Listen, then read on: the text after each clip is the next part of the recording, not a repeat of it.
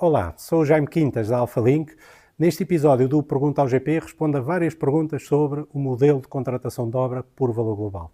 Notem que temos vários outros episódios com muitas perguntas e muitas respostas e algumas podem ser interessantes a quem esteja a pensar contratar uma obra também. Pode valer a pena navegarem por lá. Se tiverem mais alguma pergunta, pois estamos aqui para responder. Espero que seja útil. Como funciona o modelo contratual por valor global?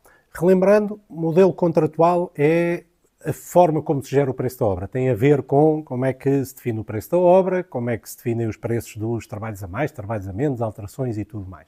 O contrato por valor global é amplamente utilizado na indústria e a base deste contrato é o princípio de que um empreiteiro vai assumir um preço da obra, o valor global, e esse preço não varia e vai-se fazer aquela obra, aquele edifício, o que for, por esse valor. E, portanto, numa obra por valor global, o empreiteiro corre o risco de fazer trabalhos para os quais não é pago. Se no dia em que fechou o valor, depois não avaliou qualquer coisa, vai ter que fazer. Esqueceram-se de avaliar a pintura de uma parede, depois tem que a pintar, se está definido em projeto.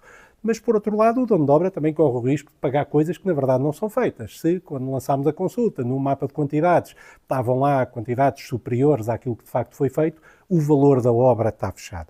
Portanto, o contrato de valor global assenta neste princípio, fecha-se o valor da obra e esse valor não altera. Não altera, a menos que haja alterações ao projeto. Se houver alterações, claro que haverá ajustes no preço da obra. Como é que se contrata o valor global? Um dono de obra lança uma consulta com um projeto e é para esse projeto que o empreiteiro vai dar preço. Tipicamente vai com mapa de quantidades, na loucura podia ser prescindível, mas não é aconselhado. Portanto, vai com mapa de quantidades, um articulado em que o empreiteiro dá preços, coloca preços para todos os artigos, mas aquilo que de facto manda, se quisermos, é o valor total que aparece cá em baixo. O empreiteiro analisa o projeto, depois tem direito, claro, naturalmente, a dizer eu concordo ou não com estas quantidades, e aparece aqui o processo de erros e omissões. Depois disso, fecha-se o valor da obra e o valor da obra, tanto fechado, fica fechado para a totalidade do contrato, daí até ao final da obra. Portanto, este é o princípio do valor global, mas tem muitas outras nuances depois na sua aplicação que importa ter em consideração. O que são os erros e omissões? Quando contratamos uma obra por valor global, um empreiteiro vai assumir um valor fixo para a totalidade da obra.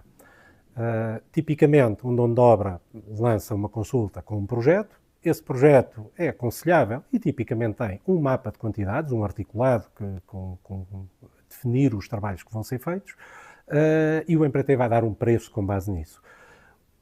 Os erros e omissões é o processo pelo qual o empreiteiro vai avaliar se este mapa de quantidades, que fazia parte da consulta, de facto reflete o projeto que se vai ser feito.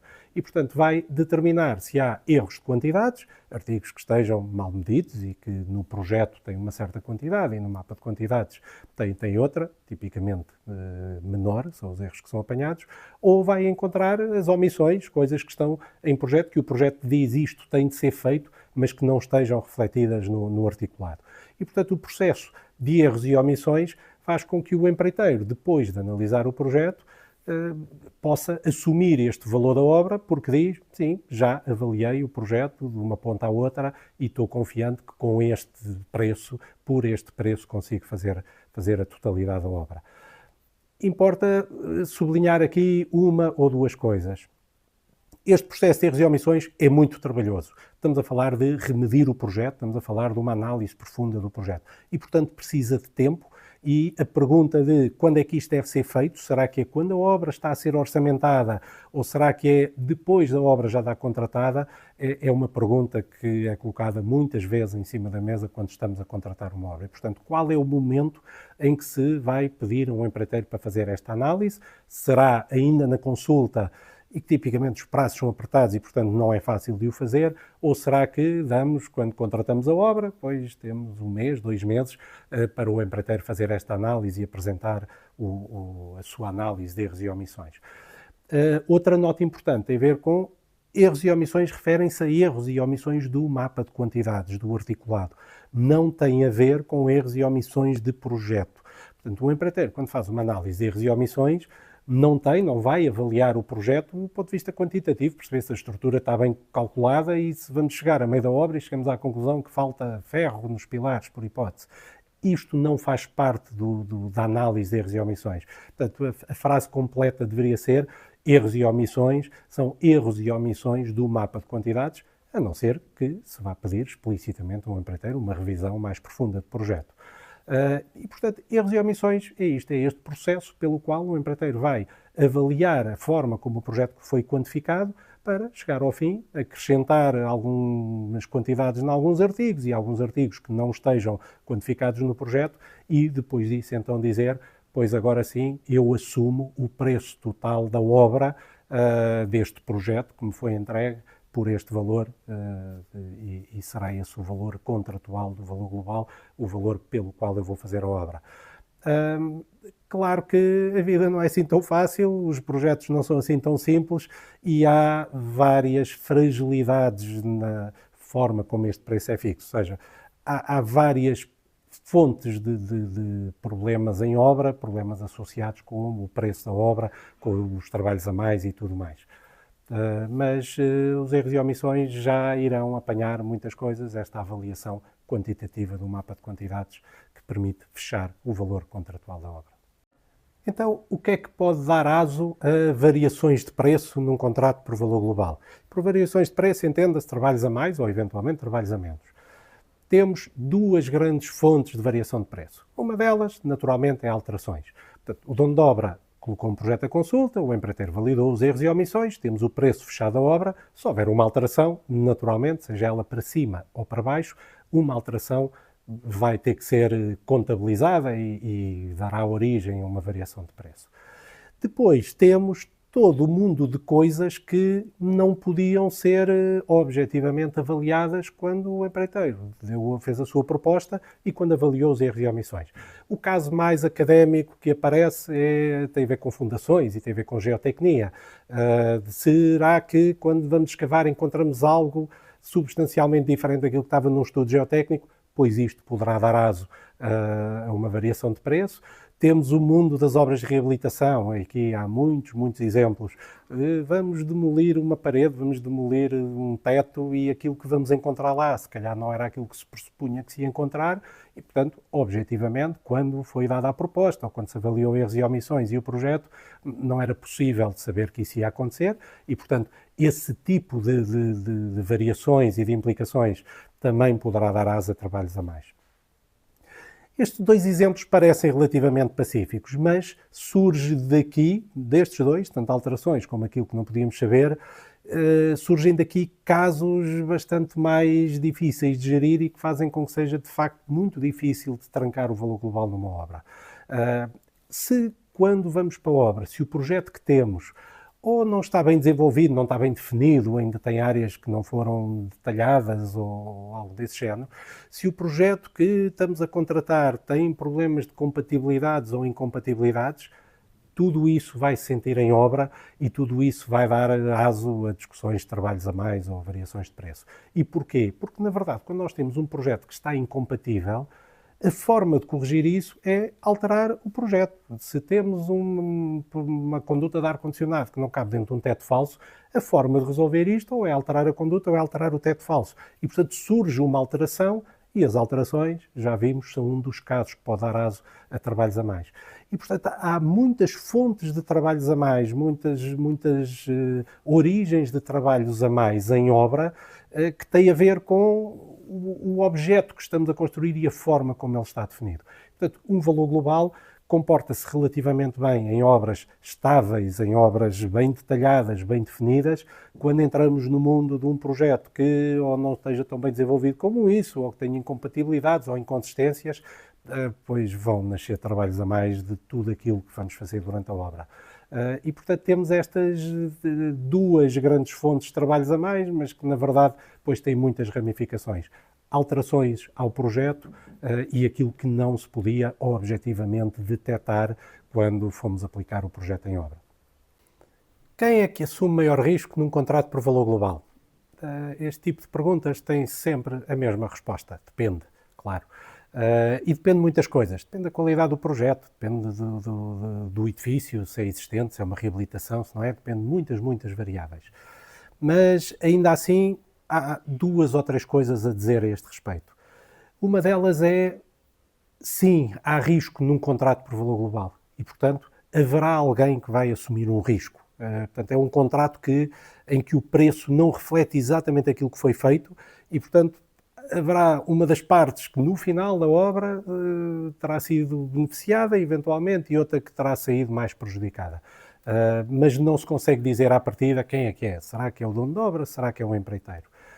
No valor global, portanto, recordando, o empreiteiro fixa um preço e esse preço não varia, a menos que haja alterações ou coisas que não se pudessem determinar durante a consulta, e como tal, o empreiteiro corre o risco de fazer coisas para as quais não está a ser pago e o dono de obra corre o risco de pagar coisas que na verdade não tiveram de ser feitas.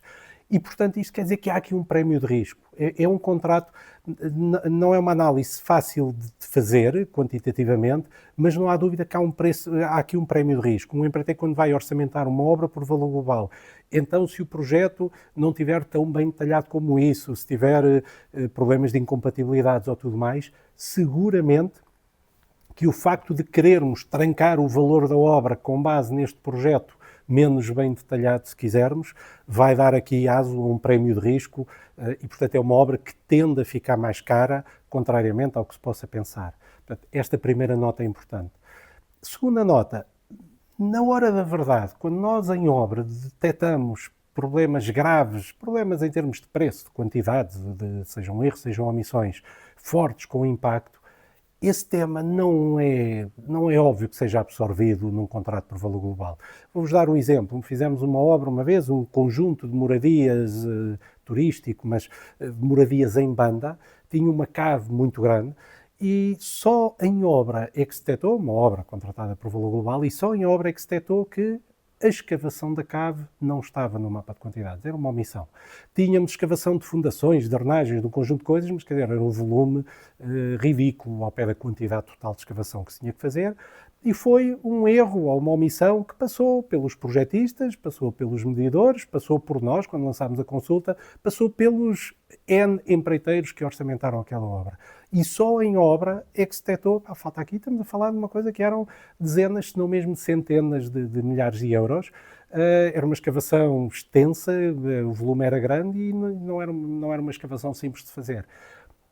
Este tema, quando surge em obra, não se consegue varrer para baixo do tapete contratual de não, isto é uma obra por valor global e, portanto, o empreiteiro tem que assumir. É demasiado grande para isso e, portanto, exige bom senso de todas as partes, exige o bom senso do empreiteiro, do cliente, de todos à volta da mesa para tentar resolver e teve que se chegar a um acordo naturalmente.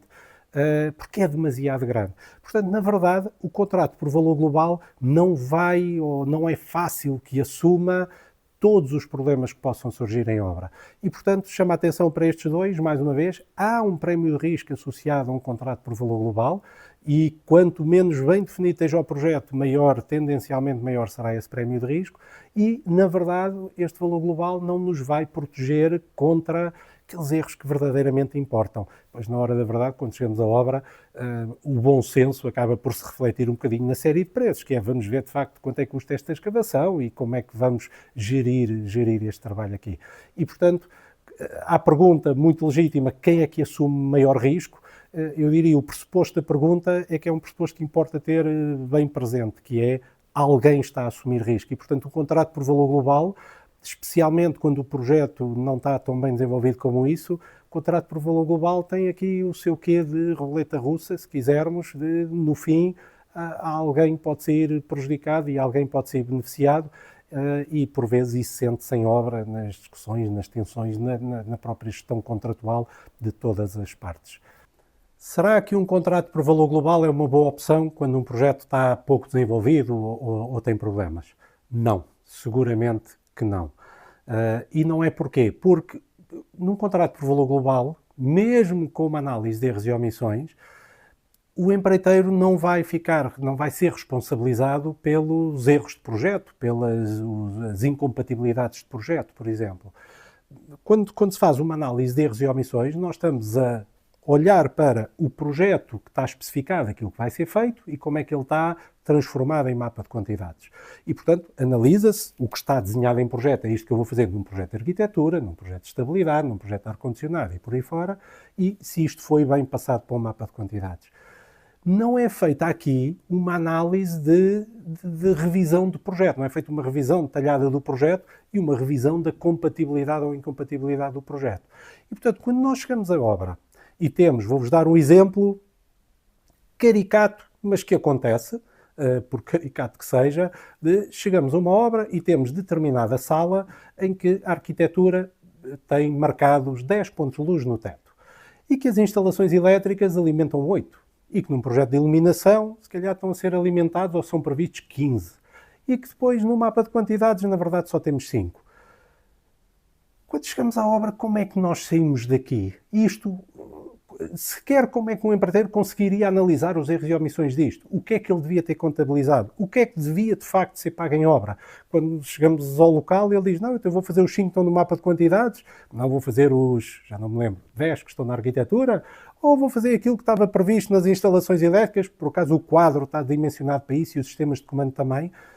Onde é que fica a verdade? É muito, muito difícil. E é difícil de formarmos mesmo uma opinião. O que é que eu devia fazer? O que é que eu devia exigir ao empreiteiro? O que é legítimo que eu diga? Vais ter que fazer isto e vais ter que suportar o custo disto. E este tipo de incompatibilidades existem sempre. Por muito bom que seja o projeto, é muito difícil desenvolver um projeto 100% compatível. Depois há casos como este, mais caricato, mas que também acontecem. Mas quando nós vamos para uma obra e começamos a detectar este tipo de falhas nos projetos, o contrato por valor global responde muito, muito mal. Uma série de preços resolve isto muito bem. Uma série de preços basicamente diz aquilo que foi feito em obra é aquilo que eu vou pagar.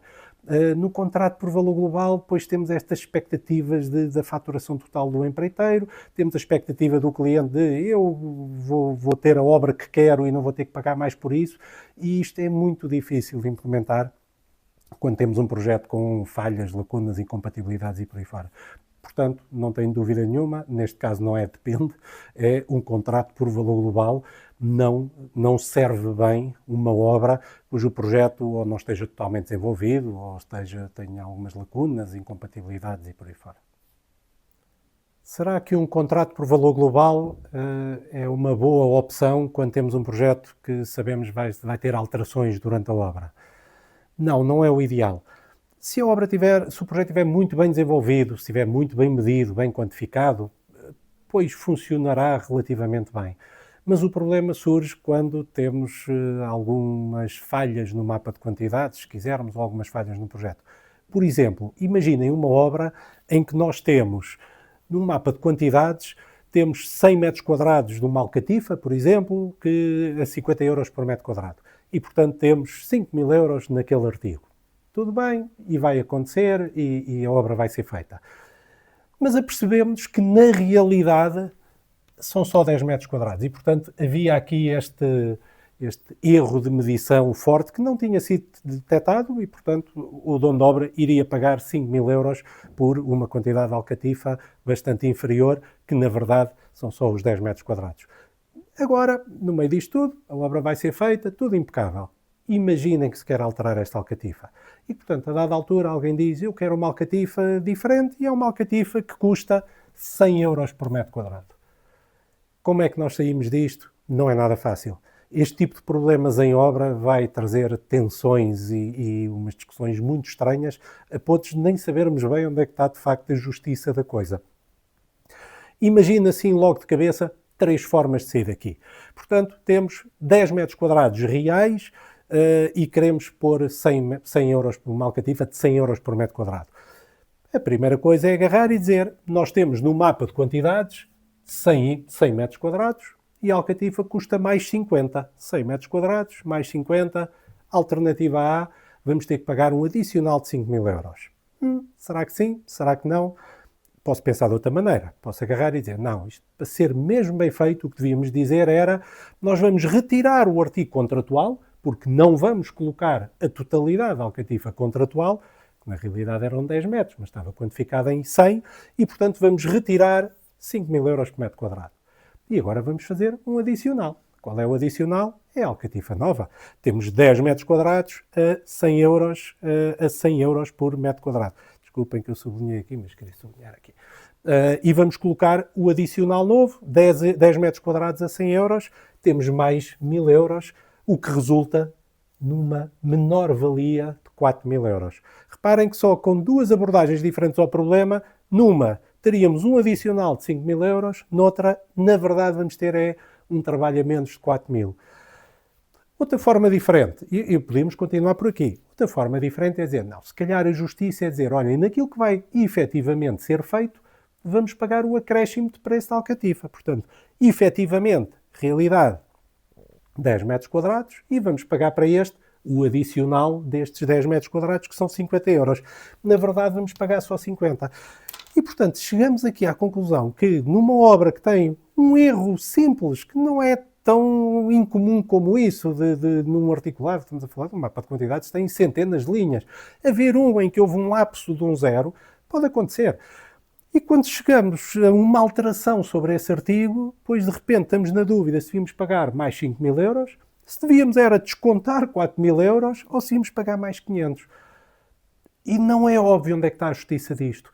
Porque, na verdade, o empreiteiro pode dizer, sim, é verdade que estava errado, mas eu tenho o direito a isto, porque se calhar há outros artigos que estão errados em sinal contrário. Portanto, esta maior-valia e este erro a favor do empreiteiro é dele, digamos assim, o dinheiro que aqui está é dele. Se com esta alteração, de repente temos um dono de obra que até vai ter uma alcatifa mais cara e poupa 4.000, é estranho. E, portanto, quando nós trazemos alterações a um contrato por valor global, acima de tudo, quando temos algumas falhas no mapa de quantidades ou o que for, vamos ter problemas desses e problemas quase de dilema moral de olharmos para isto, a coçar a cabeça e dizer, pá, esperem lá que eu não sei onde é que está a verdade dos factos, não sei o que é que devia ser feito. E isto corre o risco de trazer tensões à obra, vai desviar o foco das equipas para a gestão de tudo isto, em vez de estarmos preocupados a fazer a obra e a produzir, e portanto vai dar uma obra estranha, com muitos atritos, que não favorecem nada e que todos prejudica. E portanto esta vontade de querer trancar o valor da obra contratualmente, quando temos um projeto ou que tem lacunas ou que tem falhas, acima de tudo, um projeto que sabemos que vamos querer alterar em obra, não é a melhor opção. Claramente, o modelo contratual por valor global não é a melhor opção. Temos aqui outras opções muito mais válidas, por exemplo, uma série de preços, ou eventualmente um custo mais margem, mas a série de preços é aquele modelo que, na hora da verdade, quando dizemos, não, vamos olhar para isto com bom senso, pois então vamos ver o que é que efetivamente foi feito e é aquilo que efetivamente deveria ser pago. Portanto, respondendo à pergunta, não, o contrato por valor global não será o melhor contrato a aplicar numa obra que vai estar sujeita a alterações, especialmente se o projeto estiver menos bem detalhado, menos desenvolvido ou haja falhas no mapa de quantidades. Então, no meio disto tudo, quando é que devemos utilizar um contrato por valor global? Ironicamente, o valor global serve bem uma obra quando o projeto está muito bem definido, quando a obra está bem quantificada. E digo ironicamente porquê? Porque neste cenário a série de preços serve igualmente bem e o dono de obra ficaria igualmente protegido. Mas o valor global acho que é um modelo muito adequado a obras, mais uma vez, cujo projeto esteja bem definido, esteja estável, não se antevejam alterações, esteja completo e por aí fora. E é uma obra que tem aqui uma vantagem relativamente a uma série de preços, porque é mais fácil de gerir. Portanto, o dono de obra não necessitará de uma equipa técnica tão forte. Portanto, um dono de obra uma obra de menor dimensão, ou de qualquer processo em que não lhe permita contratar uma equipa técnica mais completa, mais musculada, se quisermos, claramente o valor global é mais fácil de implementar, é mais direto e é mais simples. E de gerir depois durante a obra e tudo mais. Mas, acima de tudo, ele funciona se o projeto estiver bem definido, se a obra estiver estável, aquilo que se quer do projeto, se não vamos ter alterações, e se o projeto tecnicamente estiver bem arrumado. Nestes casos, o valor global é bastante adequado, funciona bastante bem, dá processos relativamente mais simples de gerir e tudo mais. Portanto, penso que estes serão os casos de eleição para a aplicação de um contrato por valor global. Não tanto, já agora desculpem, só complementar, não tanto para colmatar as lacunas de projeto, para querer trazer a um projeto. Muitas vezes, quando estamos num processo que sabemos que está difuso, que está volátil em termos de alterações ou em termos de grau de detalhe do projeto, e trazer o valor global como algo que se calhar vai resolver isto e vai conseguir fechar o valor. Aí claramente sai o tiro pela culatra, porque tornam-se obras muito difíceis de gerir, tensas, e aqui, se o valor global, por um lado, numa obra estável, permite ao dono de obra não ter uma equipa tão musculada, se quisermos, pois se temos um valor global que está a fixar artificialmente um valor contratual de um projeto que não está completo, que não está sólido, que não está estável, vai ser bastante mais difícil e vai exigir bastante desta equipa. Portanto, resumindo mais uma vez, o contrato por valor global aplica-se bastante bem a obras estáveis, projetos consolidados, que não estejamos a ver que vamos ter um mundo de alterações por aí fora, e portanto aí claramente são obras mais simples de gerir, se quisermos.